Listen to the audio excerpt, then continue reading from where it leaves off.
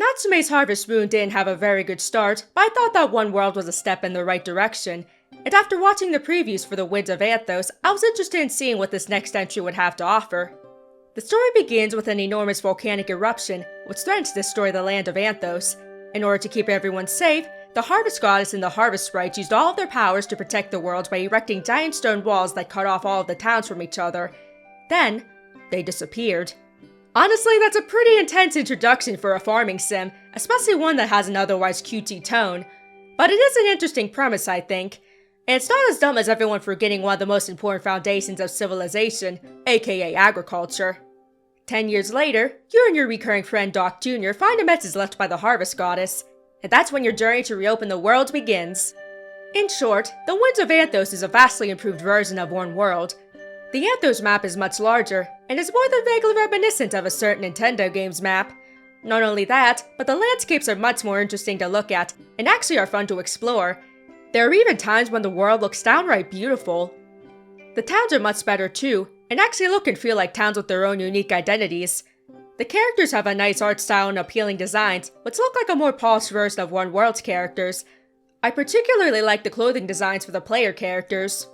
I also really enjoyed the way the animals look. They have a kind of cel-shaded appearance, which I think looks really cute.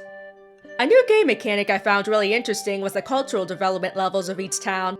Doing tasks such as shipping items and completing errands will increase the town's cultural development level. As it increases, the town will gain various improvements and additions. I think it's a pretty neat way to give even more incentive to do various activities in the world.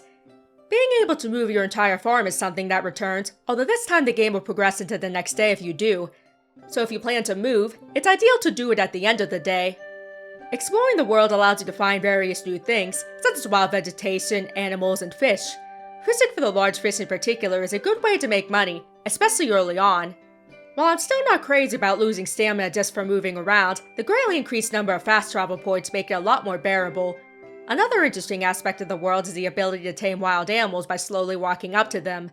One of these includes a fucking Bengal tiger. Try sneaking up on a tiger in real life, and tell me how that turns out for you. Once you fully tame an animal, you can have it live with you on your farm.